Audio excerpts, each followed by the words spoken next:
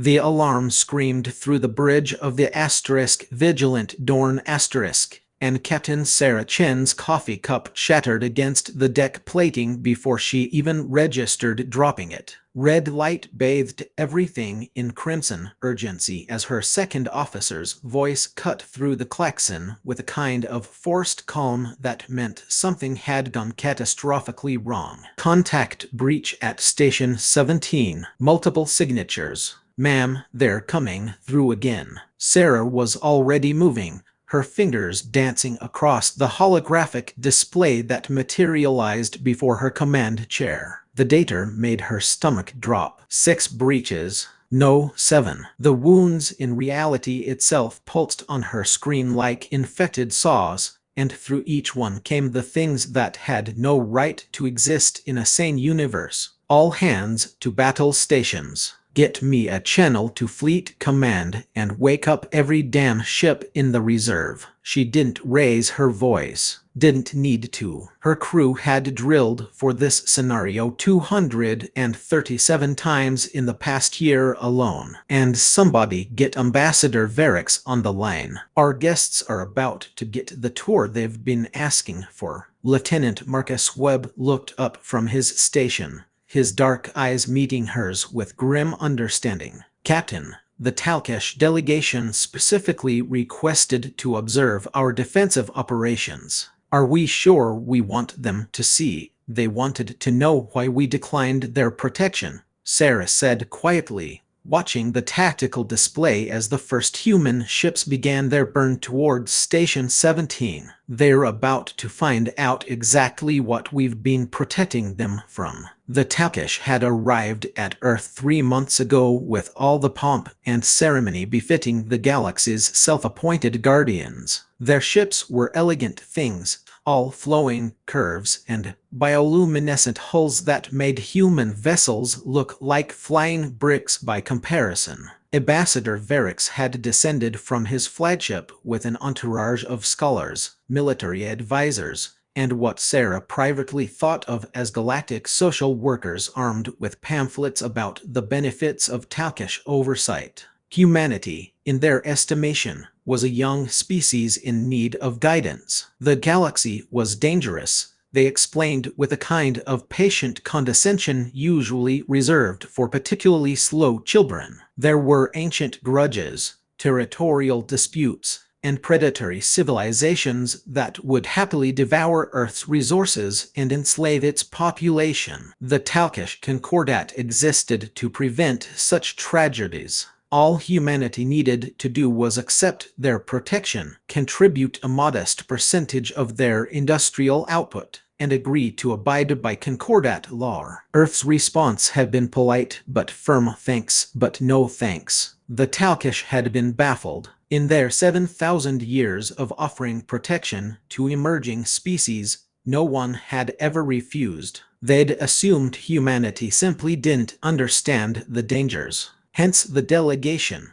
led by Ambassador Varix himself, to tour human space and demonstrate the necessity of Concordat membership. Sarah had tried to explain. She'd shown them star charts, tactical reports, incident logs, but words couldn't convey the truth. The Talkesh saw humanity's military buildup and thought it was the paranoid overreaction of a young species that had discovered the hard way that they weren't alone. They saw the fleet positions 90% of human naval power concentrated in a single region of space and assumed it was some misguided attempt at territorial expansion. They didn't understand that humanity wasn't building an empire. They were building a wall, and they were about to see what was on the other side of it. The bridge doors hissed open, and Ambassador Varix entered, his four-eyed head swiveling to take in the organized chaos of a washup preparing for battle. His translator implant rendered his speech into flawless English, though it couldn't quite mask the mixture of curiosity and concern in his voice. Captain Chen, your aide said there was an incident requiring my attention. He paused, watching as another officer sprinted past with a damage control kit. This seems extensive for an incident. That's because it's not an incident, Ambassador. It's an incursion. Sarah gestured to the tactical display, where the blooms of reality breaches pulsed like malignant flowers. Station 17 is our early warning outpost on the edge of what we call the burn zone. It monitors the barrier we've built between this galaxy, and she hesitated, searching for words that wouldn't sound insane. And what lies beyond? Varix's primary eyes widened while his secondary pair focused on the display. His skin, iridescent blue in calm moments, had taken on a confused purple hue. Beyond, Captain.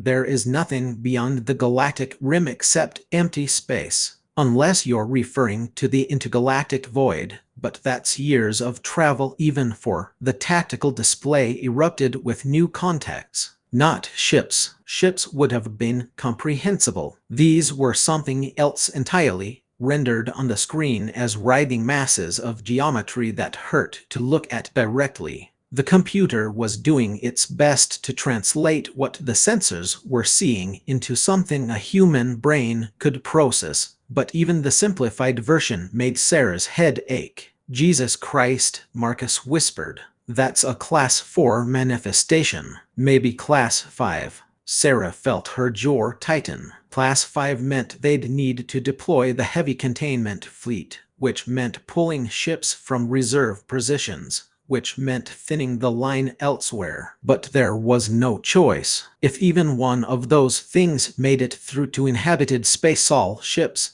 engage Protocol Nightfall. I repeat, Protocol Nightfall is active. She turned to Varix, who had gone very still. Ambassador, I need you to stay on the bridge and observe. Don't touch anything. Don't interfere with my crew, and for God's sake, don't panic. Can you do that? Varix's translator implant rendered his response, but Sarah could hear the tremor in his native clicking speech underneath. Captain, what are those things? That, Sarah said grimly, is why we don't need your protection. Because we're too busy providing everyone else's. The first wave hit Station 17 like a tsunami of wrongness. The station's shields, human-designed, built to specs that would have seemed like paranoid overkill to any other species, flared brilliant white as they strained to contain the assault. Energy weapons that would have reduced a Talkish battle cruiser to vapor barely scorched the surfaces of the entities that poured through the breaches. Because they weren't entirely in this dimension, they existed partially in spaces where the laws of physics were more like gentle suggestions, and they brought that wrongness with them when they crossed over. Reality itself buckled in their presence. The station's sensors registered impossible temperatures, both absolute zero and several million degrees in the same cubic meter of space. Light bent in spirals. Time hiccuped. Station 17 is holding but requesting immediate support, Marcus reported, his voice steady despite the sweat beading on his forehead. Containment fleet is 3 minutes out. Tell them to hold for 2 minutes and 50 seconds, Sarah said, and prep the erasers. Ambassador Varix made a sound that the translator rendered as confused distress. Erasers? Captain, I don't understand what I'm seeing. Those readings can't be correct. They're showing multiple violations of physics as you understand it. Yes, Sarah pulled up a secondary display, this one showing a different view of the battle. 27 years ago, Ambassador, humanity discovered something. A team of researchers experimenting with faster-than-light travel theory accidentally punched a hole in the wall between our universe and another one. A place where the rules are different. Where things that shouldn't be able to exist not only exist but thrive. On the screen, Station 17's point defense systems opened fire. The weapons were nothing like what the Talkish used. No elegant particle beams or guided missiles. These were crude by comparison, magnetically accelerated projectiles that did their damage through sheer kinetic force. but they worked where energy weapons failed because they were real in a way that the entities weren't. Each impact forced the things back toward full materialization in this dimension,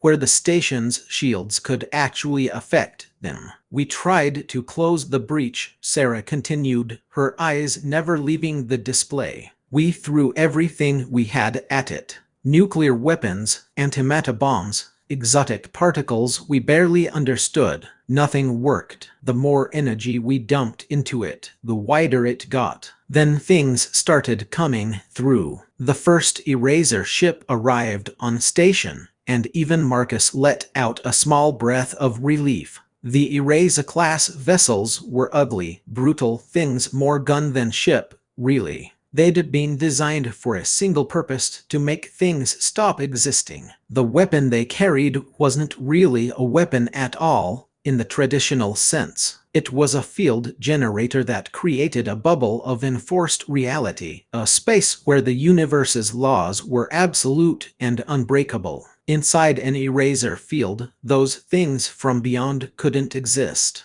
So they didn't. The ship engaged its primary system, and a sphere of absolutely normal space expanded outward from its position. Where it touched the entities, they simply ceased, not exploded, not killed, just stopped being. The effect was profoundly unsettling to watch. One moment there were riding masses of impossible angles and contradiction. The next, there was just empty space and the faint smell of ozone that the ship's environmental sensors detected even in vacuum. My gods, Varix breathed. His skin had gone pale gray, the Taukesh equivalent of shock. You're not just defending against them. You're forcing reality itself to reject them. We learned the hard way that you can't destroy something that barely exists in your universe to begin with, Sarah said. So we went the other way. We built weapons that make reality more real, denser, harder for them to manifest in.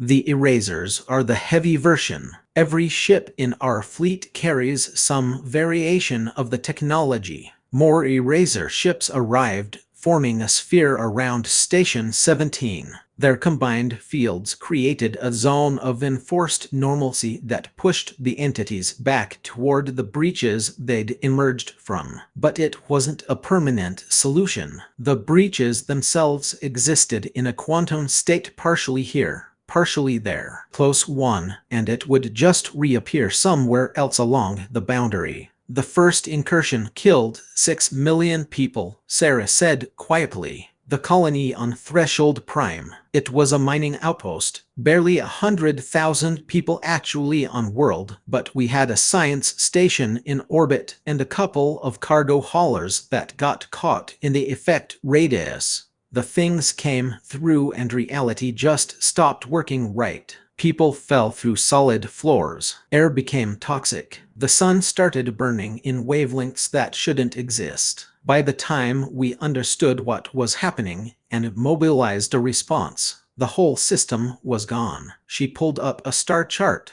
highlighting a section of space labeled with warning beacons and military exclusion zones. We call it the burn zone now, 1,000 cubic light years of space where the barrier between universes is thin. We've built a network of stations, ships, and orbital platforms that monitor every cubic meter. When something tries to push through, we push back. Varix was staring at the chart, his 4 eyes tracking the scope of humanity's defensive network. Stations every few light months. Entire fleets positioned in ready reserve. Shipyards producing nothing but Eraser-class vessels and their support craft. It was a level of militarization that would have been considered aggressive paranoia by any other species, except that it was all pointed outward at a threat the rest of the galaxy didn't even know existed. How long? Varix asked. How long have you been fighting this war? 27 years of active combat operations. Longer if you count the research and development phase. Sarah watched as the containment field stabilized and the breaches began to close. We've had over 400 incursions, some small, like this one. She pulled up a file, and Varix flinched at the casualty figures. The Battle of Echo Station lasted 6 weeks and cost us 2 million lives and half our fleet. But we held the line. We've always hold the line. But why? Varix's voice was almost pleading. Why bear this burden alone? The Concordat has resources, technology, experience in warfare that would be useless here, Sarah interrupted, not unkindly. No offense, Ambassador, but your people have spent 7,000 years managing a peaceful galaxy through diplomacy and the occasional police action. You're very good at it. But this isn't a conflict you can negotiate with. These things don't want territory or resources. They don't have demands we can meet. They're expressions of a reality that's fundamentally incompatible with ours. Every time they cross over, it's like mixing matter and antimatter. Catastrophic and inevitable. Then why not tell us? Varix's skin had flushed with what Sarah had learned was Talkish frustration. Why keep this secret? We could help. We could panic, Marcus said from his station, not looking up from his console. Sorry, sir, but the captain's shown me the projections. If the galaxy at large knew about the burn zone and what's on the other side of it, we'd have mass hysteria. Exodus fleets trying to flee to the galactic rim. Religious movements claiming it's the end times. Wars breaking out as species tried to secure resources for doomsday bunkers. And in all that chaos, Sarah added, who would hold the line? We can't afford to have our ships pulled away for refugee support or peacekeeping operations. We can't spare the industrial capacity to help rebuild worlds devastated by panic-driven conflicts. So we keep quiet. We tell everyone we're just a young species with an overactive military, maybe a bit paranoid, and we keep doing what needs to be done. The tactical display showed the containment operation entering its final phase. The breaches were closing, forced shut by the overlapping eraser fields. A few lingering entities were being methodically eliminated by the fleet's conventional weapons, if anything about humanity's arsenal could be called conventional. In another 10 minutes, the burn zone would be secure again. Until the next time. Station 17 reports all breaches sealed, Marcus said. Casualty reports are coming in. 3 dead, 17 wounded. Structural damage is moderate. They're requesting a supply ship for repairs. 3 dead. Sarah closed her eyes briefly. 3 more names to add to the memorial wall at Fleet Command. 3 more families to notify. 3 more reasons to keep the rest of the galaxy in the dark about what was happening out here on the edge of known space. Dispatch the Mercy Run with supplies and a medical team, she ordered, and send flowers, real ones from Earth. None of that synthetic crap. Yes, ma'am. Varix was quiet for a long moment, processing what he'd witnessed. When he finally spoke, his voice was different, less the patient instructor and more the shaken student. I need to see more. I need to understand the full scope of your operations. Can you arrange that, Captain? Sarah considered refusing. The Talkish didn't need to know humanity's secrets, but looking at the ambassador's face, she saw something she hadn't expected, not horror or disgust, but a deep, genuine desire to understand. Maybe it was time to bring at least one other species into the loop. God knew humanity could use the help, even if it was just moral support. I can arrange a tour of Forward Operating Base Sentinel, she said finally. It's our primary command center for burn zone operations. But Ambassador, what you see there is classified at the highest levels. If you're going to carry this knowledge back to your people, you need to understand the weight of it. I understand, Captain. Varix straightened, his skin shifting to a determined bronze color. And I suspect my people need to understand as well. We've been calling ourselves Guardians of the Galaxy for 7,000 years. Perhaps it's time we learned who's been guarding the Guardians. Forward operating base Sentinel hung in space like a steel cathedral, its architecture a testament to human stubbornness and engineering prowess. The structure was enormous, larger than most space stations in Talkish territory, but every square meter served a purpose. No elegant atriums or artistic flourishes, just weapons platforms, sensor arrays, hangar bays, barracks, and the massive computational cores that processed data from 10,000 monitoring stations scattered across the burn zone. The shuttle ride from the Vigilant Dorn gave Varix time to think, and thinking brought questions that multiplied faster than he could answer them. How had humanity kept this secret? How were they funding operations on this scale? And perhaps most troubling, what did it say about the Concordat that they'd been so self-assured in their role as protectors that they'd never looked closely enough at humanity's refusal to notice the truth? The shuttle docked in one of Sentinel's primary bays, and Varix found himself surrounded by the controlled chaos of a military base at high readiness. Crews swarmed over ships bearing carbon scoring and structural damage.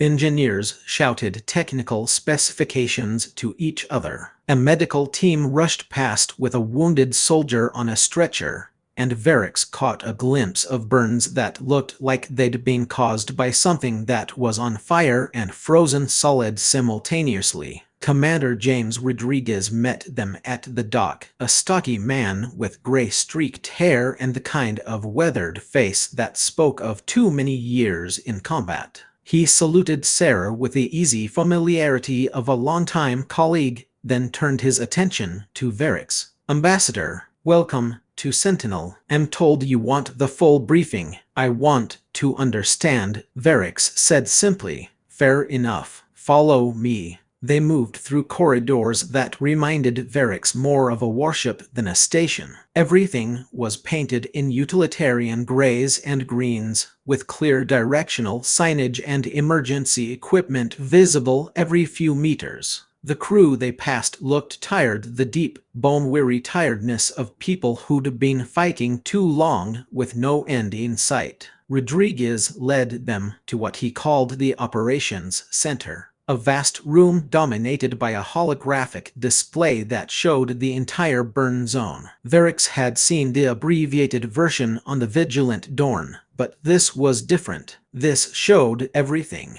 Thousands of stations, their positions forming a three-dimensional web. Fleet positions marked in blue, with ready reserves indicated by pulsing markers. And throughout it all, like pustules on diseased skin, were the breach points, places where the barrier between universes had been worn thin by repeated incursions. "Jesus," Sarah breathed, seeing the display from this perspective for the first time. "There are more active sites than last quarter." 17% increase, Rodriguez confirmed grimly. "We think they're learning, probing for weak points. 3 months ago they hit the same spot 4 times in 6 hours. Each time slightly adjusting their approach. We had to pull ships from 2 other sectors to reinforce that position." He manipulated the display, zooming in on a particular section. "This is Sector 7, what we call the hot zone. The barrier here is thinnest, maybe because of some natural weakening in the dimensional membrane or because they've been working on it longer. We maintain constant patrols and have 3 eraser stations in permanent position. Even so, we average 2 incursions a week in this sector alone." Varix felt his legs weaken and moved to a nearby console for support. "2 per week. And you showed me earlier that you've had over 400 incursions total." Ambassador Chen said this has been going on for 27 years, which means it's accelerating, Sarah said quietly. "The first year, we had maybe a dozen incursions total. Last year alone, we had 97. This year we're on track for over 150. The barrier is degrading, Rodriguez added. Not everywhere and not quickly, but the trend is clear. Our best projections suggest that within 50 years, we'll have multiple simultaneous incursions across the entire burn zone. Within a century, the barrier might fail completely. The weight of that statement settled over the room like a funeral shroud. Varix tried to wrap his mind around it. Not just a threat to humanity, but to every living thing in the galaxy. And humanity was the only thing standing between everyone else and the slow-motion apocalypse. Show him the archive, Sarah said. He needs to see what we're fighting. Rodriguez nodded and led them to a smaller room adjacent to the operations center. The archive, he explained, was where humanity kept every piece of data they'd gathered about the entities from beyond. Sensor readings, tactical analyses, autopsy reports on the few remains they'd managed to capture before they dissolved back into quantum uncertainty. But what caught Varix's attention were the walls. Every available surface was covered in photographs, faces, thousands upon thousands of human faces with names and dates printed beneath them. The memorial wall, Rodriguez said softly. Every person we've lost fighting this war. Soldiers, scientists, station personnel, civilian contractors who got caught in an unexpected breach. We don't have room here for all of them. That would require a structure larger than this station. This is just the past 5 years. Varix moved closer, studying the faces. Young and old, every ethnicity and nationality that made up humanity's diverse species. Some smiled in their photos, official portraits from happier times. Others looked directly at the camera with a 1,000-yard stare of people who'd seen too much. 47,000 dead, Rodriguez said. Another 120,000 wounded, many with injuries that don't heal quite right because they were caused by something that doesn't quite exist. Psychological casualties are harder to track, but we estimate at least 60% of our active combat personnel suffer from what we call burn zone syndrome, a specific form of PTSD that comes from fighting enemies that violate your understanding of reality. He pulled up a file on a nearby console. We also don't talk about the Colony Worlds Initiative. When we realized the threat wasn't going away, humanity started a secret program to establish hidden colonies outside the galactic disk, places that might survive if the barrier fails completely. We've got 12 up and running, another 20 in development. Every one of them is classified beyond top secret. Because if people knew we were building escape hatches, panic, Varix finished. People would realize you don't expect to win. We don't expect anything, Sarah said. We just keep fighting, because the alternative is unacceptable. A tone sounded from Rodriguez's communicator. He listened for a moment, his expression darkening. Speak of the devil. We've got another incursion. Sector 4 this time. Not our major breach, but they're coming through in a new pattern. Permission to engage, Captain. Granted. Ambassador, would you like to observe from here? We can feed the tactical data directly to the archive displays. Varix found himself nodding, unable to form words. He watched as the humans moved with practiced efficiency, bringing up data feeds and communications channels. In moments, he was looking at a live view of another battle. This time, he paid attention to different details. The way human ships moved, not in the elegant formations that Talkish doctrine would dictate, but in aggressive, overlapping patterns designed to create maximum eraser field coverage. The way their weapons targeted the entity's connection points to this dimension rather than their semi-physical forms. The way the crews communicated in calm, almost bored tones that spoke of hundreds of repetitions of this exact scenario. They weren't frightened. They weren't even particularly excited. They were just doing their jobs, holding the line. Again, like they had yesterday and would again tomorrow. Contact eliminated. A voice crackled over the comm. Breach sealed. All ships report minimal damage. Ready for next tasking. Return to patrol pattern, Rodriguez ordered. Good work, people. And just like that, it was over. Another incursion stopped. Another tear in reality patched. Another day purchased for a galaxy that didn't even know it needed saving. Varix felt something shift in his understanding. The Concordat had spent millennia believing they were the guardians, the protectors, the mature civilization shepherding younger species toward enlightenment. But they'd been playing at civilization while humanity fought a war for survival. Not their survival, everyone's. Why didn't you force us to help? He asked. Your technology, your industrial base, you could have built a larger fleet and distributed it to worlds across the galaxy, told everyone about the threat, and mobilized a pan-galactic defense. Could we? Sarah asked. Ambassador, be honest. If we'd shown up at your doorstep 20 years ago with warnings about dimensional incursions and entities that violate physics, what would the Concordat have done? Varix opened his mouth to say they would have listened, investigated, helped, but the words died in his throat because he knew the truth. The Concordat would have dismissed humanity as paranoid warmongers, possibly even taken action to disarm them for their own good and the safety of the galaxy. They would have studied the phenomenon for decades while forming committees to debate appropriate responses. They would have done everything except what needed to be done to fight, because fighting required a particular kind of desperation that comfortable civilizations had forgotten. It required the willingness to sacrifice, to spend lives and resources and futures on a threat that might not be fully understood for generations. It required the ability to look at impossible odds and say we'll find a way anyway rather than let's examine this from every angle while the world burns. You're right, Varix said softly. We wouldn't have believed you, and if we had believed you, we would have tried to handle it through the proper channels, through established protocols that assume threats can be reasoned with or at least understood within existing frameworks.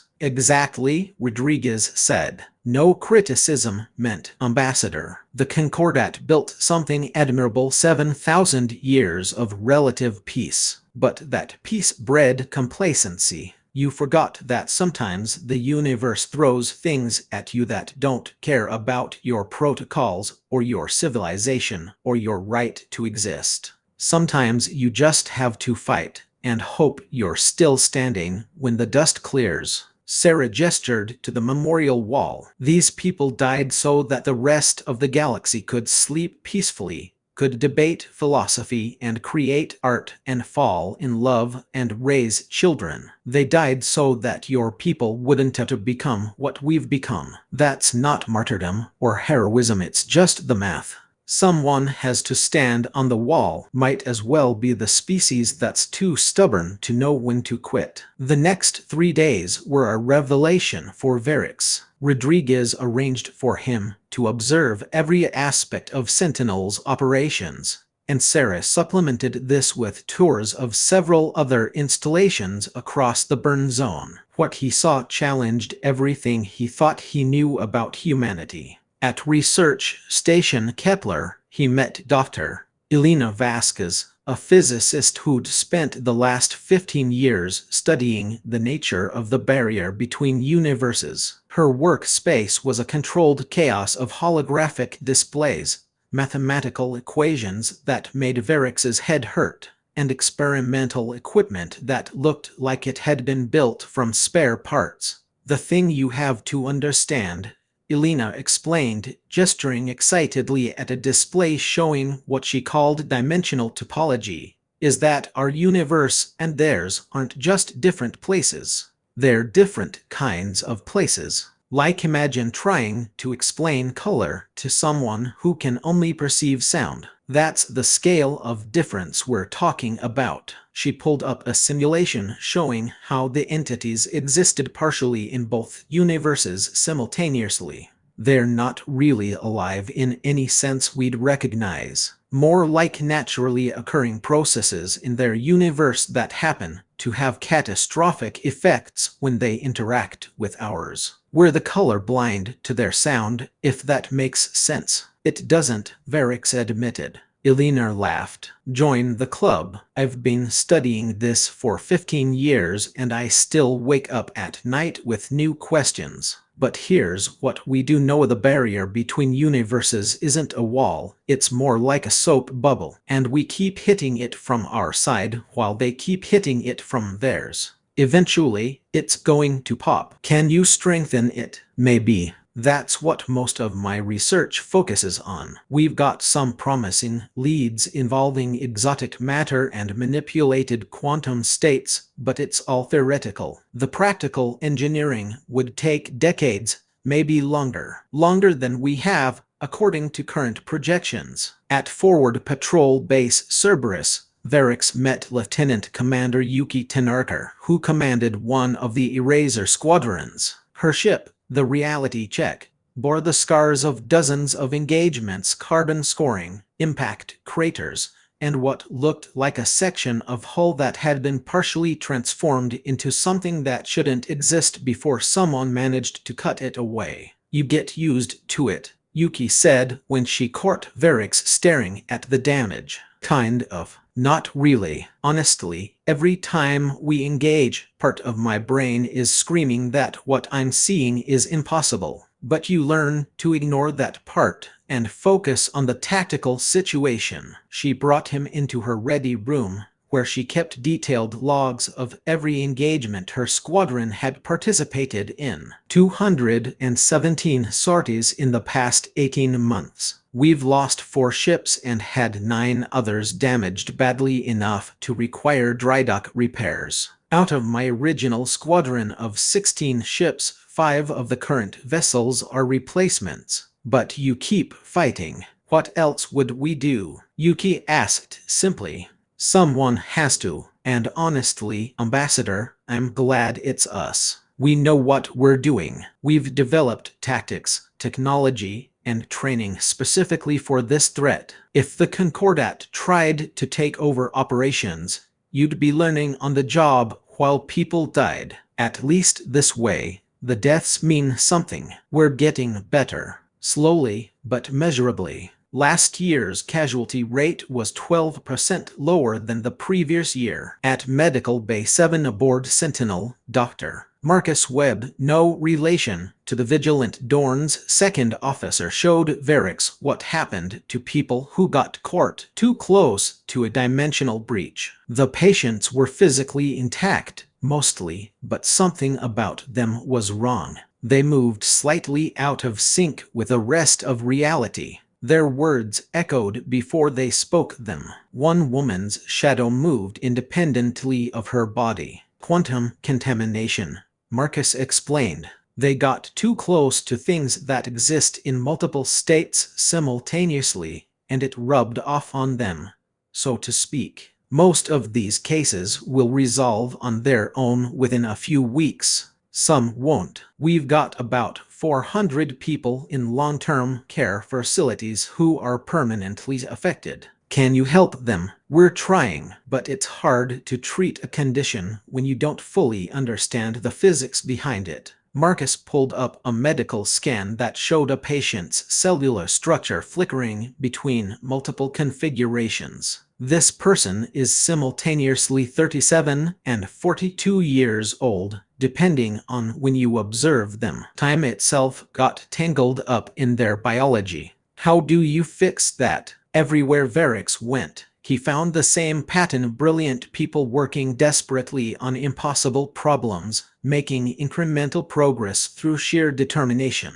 No one claimed to have all the answers. Many admitted they were guessing, improvising, hoping their next solution would work better than the last one. But they kept trying. On the 4th day, Rodriguez invited Verix to attend a briefing for sector commanders. 20 men and women, the ones responsible for keeping the entire burn zone secure, gathered in a conference room that felt too small for the weight of their responsibilities. The briefing covered logistics, personnel rotations, equipment upgrades, and tactical analyses of recent incursions. But what struck Verix was the tone. These people didn't speak like generals planning a war. They spoke like engineers solving technical problems. The entities weren't enemies to be hated but obstacles to be managed. The breaches weren't attacks but system failures requiring patches. Sector 8 is reporting increased dimensional instability, a commander named Hayes reported. Not actual breaches yet, but the precursor signs we've learned to recognize. Recommend preemptive deployment of eraser platforms to stabilize the region. Approved, Rodriguez said, but pull them from reserve, not active patrols. I don't want to create gaps elsewhere. Sector 3 has a ship rotation coming due, Commander Liu added. The Absolute Zero has been on station for 8 months continuous. Crews exhausted and the ship needs maintenance. Schedule them for leave and rotate in the final answer. Make sure the Zero's crew gets at least 2 weeks groundside. Actual groundside, not just station leave. I want them breathing unrecycled air and seeing a horizon. The meeting continued for 2 hours, covering dozens of details, large and small. Verix noticed that Rodriguez knew his personnel by name, knew their circumstances, cared about their welfare. This wasn't a distant commander moving pieces on a board. This was someone who understood that every ship, every station, every weapons platform represented human lives depending on his decisions. When the meeting ended, Rodriguez caught Verix studying him. You're wondering how we maintain morale, how we keep people fighting a war they might not live to see end. Yes, Rodriguez walked to the window, looking out at the stars. We tell them the truth, that what they're doing matters. That every day they hold the line is another day for kids to grow up, for scientists to work on solutions, for diplomats, no offense, to build a galaxy worth saving. We acknowledge their sacrifice and we honor their fallen, but mostly we just keep going, because that's what humans do. We're the species that walked out of caves and decided to go to the moon. The species that looked at every obstacle in our history and said yes, but what if we tried anyway? He turned back to Verix. The Concordat built something beautiful, Ambassador. 7,000 years of art and philosophy and peaceful cooperation. We're not trying to tear that down. We're trying to make sure it survives long enough to maybe figure out a better solution than humans with guns standing between civilization and chaos. Verix felt his remaining doubts crumble. He'd come to human space expecting to find a species in need of protection, possibly a threat to galactic stability with their militarization. Instead, he'd found something far more troubling and far more inspiring, a species that had accidentally discovered the universe's darkest secret and responded by appointing themselves as everyone else's shield. I need to return to the Concordat, he said. I need to tell them what I've learned. And what will you tell them? Sarah asked. Verix considered his words carefully. That humanity doesn't need our protection, that we need theirs, and that it's time the Concordat stopped playing at being guardians and started learning from the species who actually guards. The return trip to the Vigilant Dorn gave Verix time to compose his report. It was the hardest thing he'd ever written. How did you explain to a civilization that had seen itself as protectors for millennia that they'd been wrong? How did you convey the scale of humanity's sacrifice without making it sound like a fairy tale? In the end, he decided to simply tell the story as he'd experienced it. He included tactical data,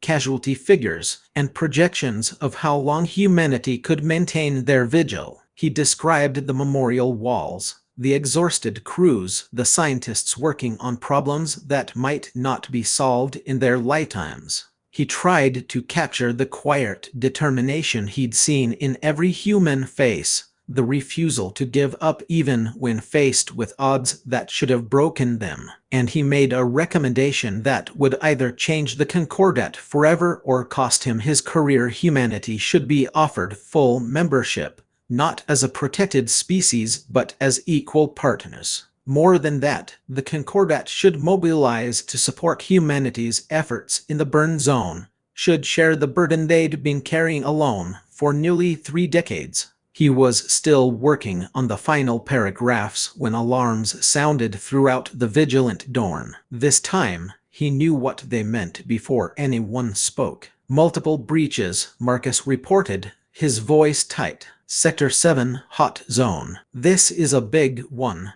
Captain. Maybe the biggest we've seen. Sarah was already moving, pulling up the tactical display. What Varix saw made his blood run cold. Not 7 breaches or a dozen. 43 separate incursions, all within a few light hours of each other. And the entities coming through were larger than any he'd seen in the previous engagements. All hands to battle stations. Get me fleet-wide coordination. This is Protocol Armageddon. Sarah's voice was calm, but Varix could see the tension in her shoulders. Rodriguez, do you copy? We see it, Captain. Rodriguez's voice came through with static interference. The dimensional distortions were already affecting communications. Every available ship is moving to intercept. We're looking at maybe 40 minutes before they reach inhabited space. If we can't contain them, then we contain them. Sarah turned to her crew. I need solutions, people. How do we stop 43 incursions simultaneously? We don't, Marcus said bluntly.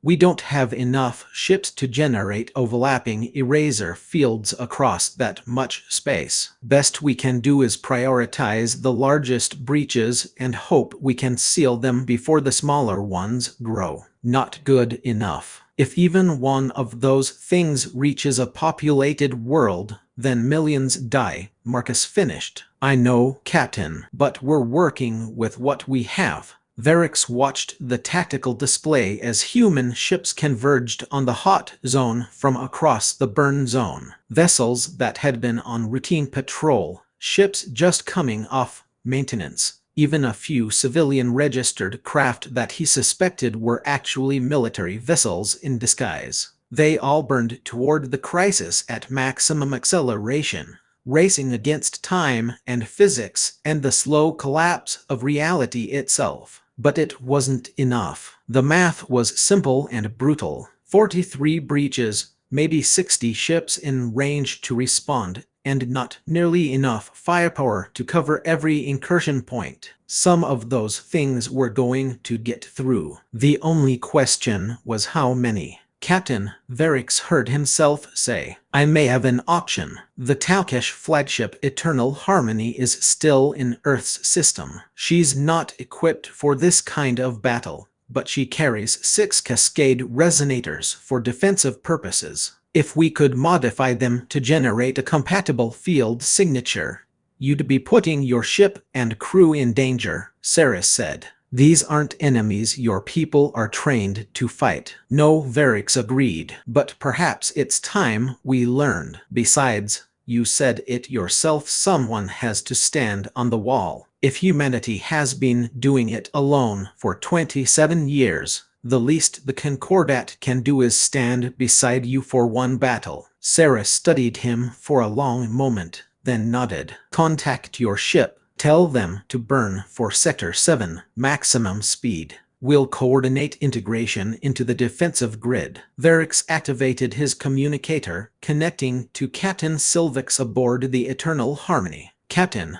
this is Ambassador Varix. I'm transmitting coordinates for an emergency situation. I need you to get our ship to that location immediately and prepare to engage hostile entities under human tactical coordination. The silence that followed was longer than the communication lag would account for. When Silvix finally responded, his voice was carefully neutral. Ambassador, I've been receiving reports of unusual military activity in this sector. Are you ordering the Harmony into combat without Concordat authorization? I'm asking you to trust me, Captain, and to trust that I wouldn't make this request unless it was absolutely necessary. The data I'm sending will explain, but we don't have time for debate. Millions of lives depend on our response in the next 30 minutes. Another pause. Understood, Ambassador. We're burning for your coordinates now. Harmony out. The Vigilant Dorn accelerated toward the hot zone, joined by dozens of other human vessels. Varix watched on the tactical display as they formed a complex three-dimensional formation,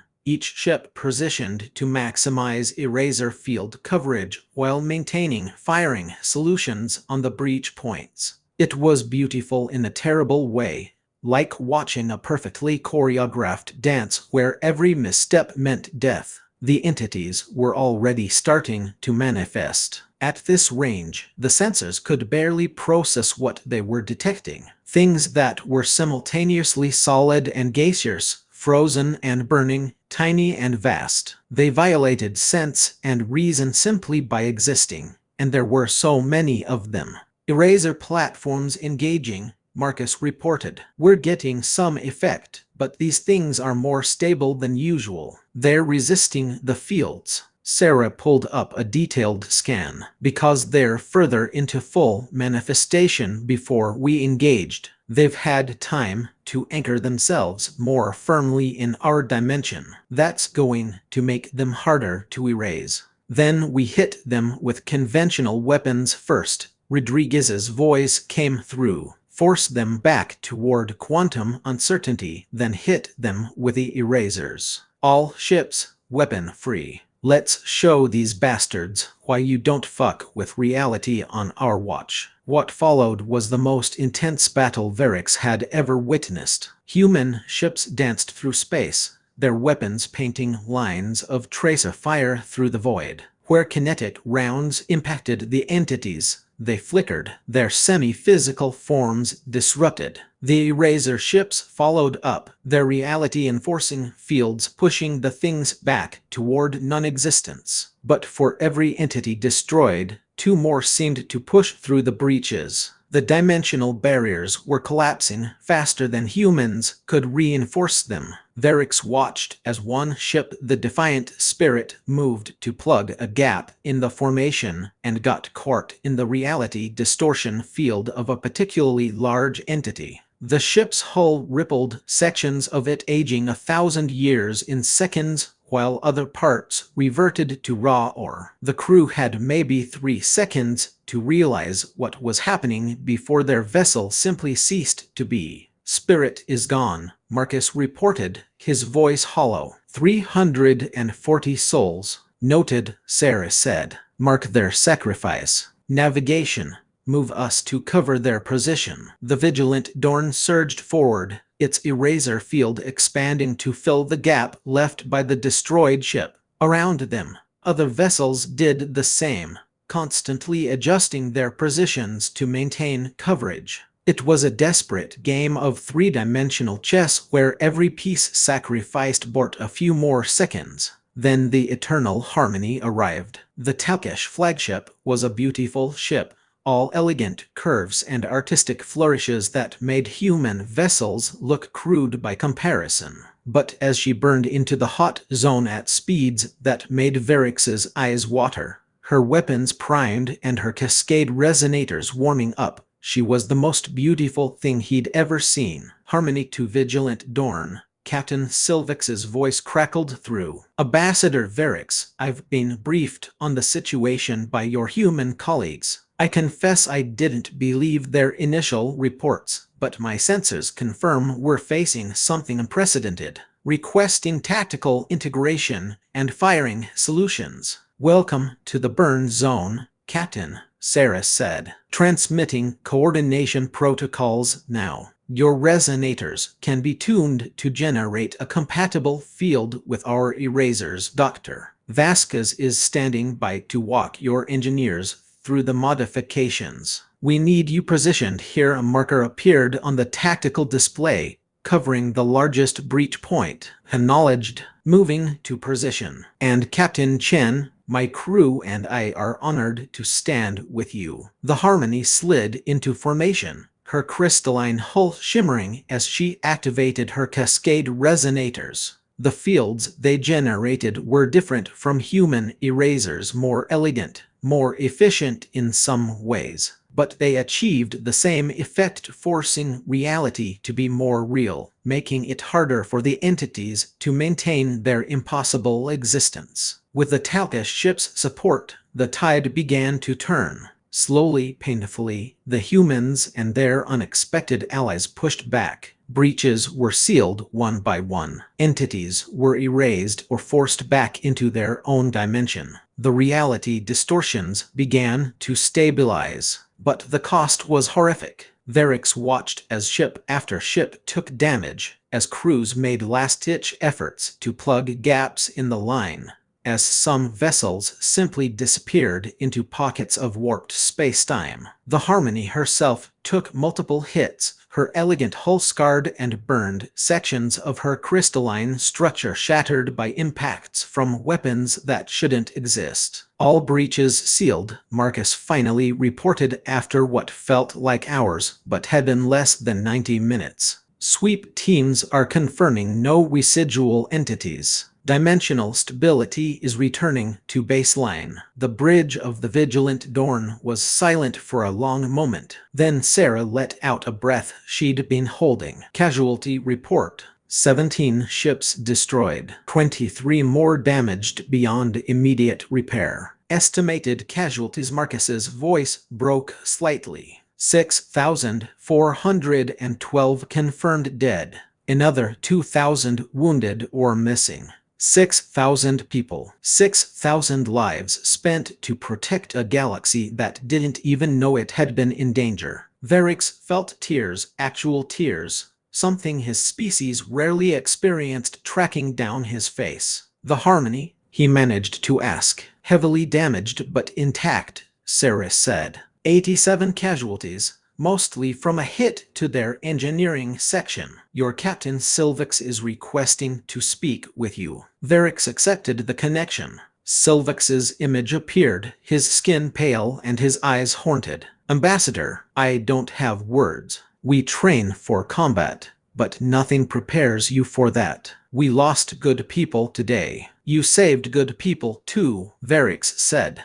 "Millions of them. People who will never know what happened here, who will go about their lives because you and this crew stood beside humanity when it mattered most." "Is this what they face?" Silvix asked. "Every day, this horror, this sacrifice?" "Yes. And they don't complain. They don't demand recognition. They just keep standing on the wall." The next few hours were a blur of damage assessment, casualty processing, and the grim logistics of war. Varix worked alongside human officers, helping coordinate rescue operations and medical support. The Talkish crew of the Harmony, shaken but determined, volunteered to help however they could. It was while reviewing casualty reports that Varix noticed something. Lieutenant Commander Tanarker's name was on the list. The reality check had been one of the ships lost, caught between two entities as she tried to seal a particularly stubborn breach. She'd succeeded. The breach had closed, but her ship had been torn apart in the process.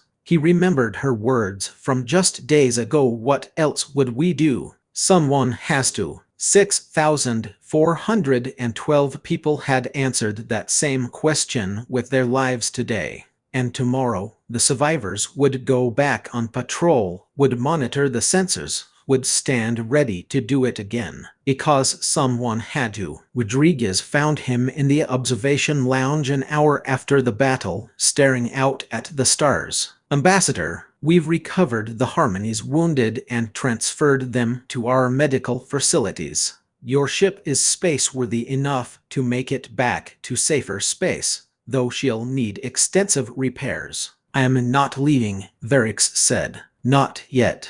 I need to finish my report, and I need to make sure my people understand what I've witnessed. What will you tell them? Varix thought about the memorial walls, the exhausted crews, the scientists working on impossible problems. He thought about Tenarker dying to seal a breach, about the 6,000 others who'd made the same sacrifice today, about the 47,000 who'd done it over the past 27 years. The truth, he said, that the Concordat has been playing at civilization while humanity fought for its survival. That we've been so proud of our 7,000 years of peace that we forgot peace always has a price. That someone always has to stand on the wall, and humanity has been doing it alone for far too long. He turned to Rodriguez. I'm going to recommend full mobilization of Concordat resources to support burn zone operations, training programs, technology sharing, fleet reinforcements, everything we have.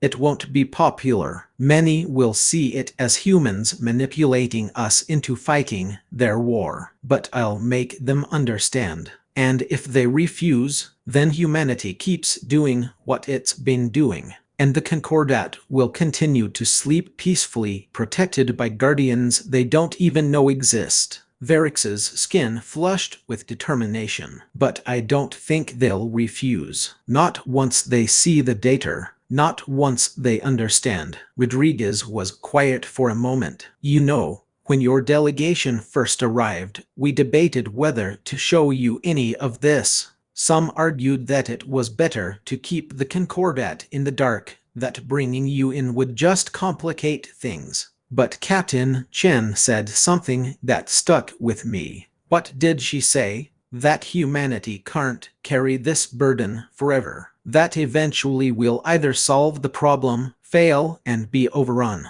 or burn ourselves out trying. And that when one of those outcomes happens, the galaxy deserves to know it was coming, deserves to know what was sacrificed in their name. He smiled slightly. She also said that maybe, just maybe, if we let you see the truth, you'd choose to stand with us. Looks like she was right. Captain Chen is wise, Varix said. And yes, we'll stand with you. Not out of obligation or politics, but because it's right. Because you've shown us what true guardianship looks like, not elegant protocols and diplomatic solutions, but bloody sacrifice and desperate determination. They stood together in silence, watching as recovery ships moved through the debris field, searching for survivors and cataloging the dead. In the distance, Varix could see new ships arriving to replace the ones lost in battle. The wall would be maintained. The line would hold, because someone had to stand guard.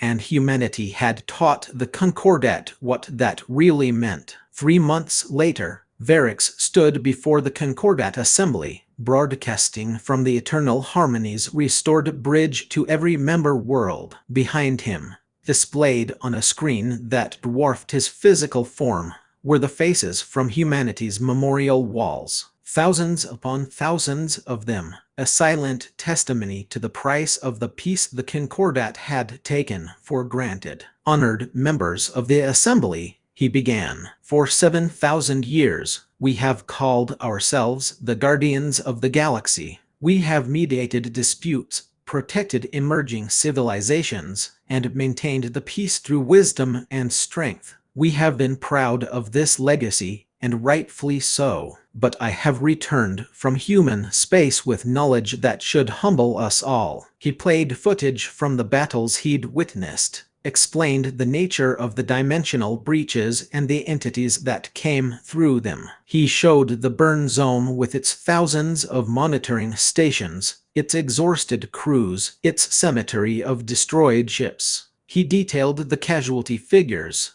the resource expenditure, the quiet desperation of a species fighting a war they might not survive. Humanity discovered a threat to all life in this galaxy, he continued. A threat that cannot be negotiated with, cannot be deterred, and will not stop until it has consumed everything we know. And rather than flee, rather than call for help, rather than demand that others share their burden, they appointed themselves as our shield. For 27 years, they have stood between us and annihilation. Alone, the assembly chamber was silent. Varix let that silence stretch, let the weight of his words settle over the gathering. I have come to understand that we have been children playing at being adults, he said softly. We built a beautiful civilization in a safe time, and we mistook that safety for wisdom. Humanity has reminded us at terrible cost to themselves that civilization only exists because someone is willing to defend it,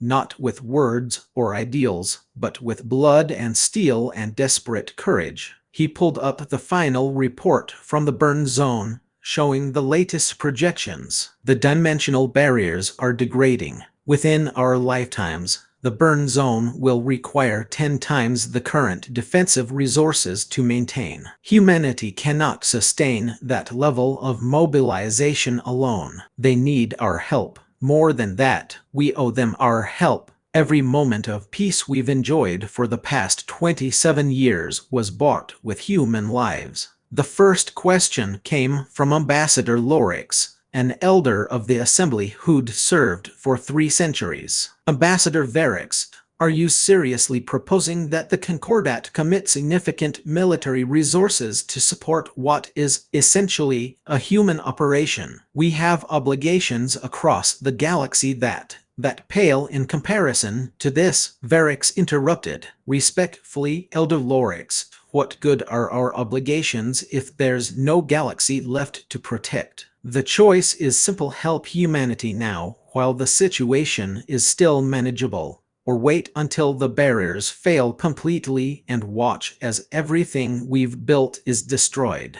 But surely there are alternatives, another voice called out. Evacuation plans, sealed colonies, diplomatic overtures to what? Varix asked. These aren't beings you can negotiate with. They're more like natural disasters given form.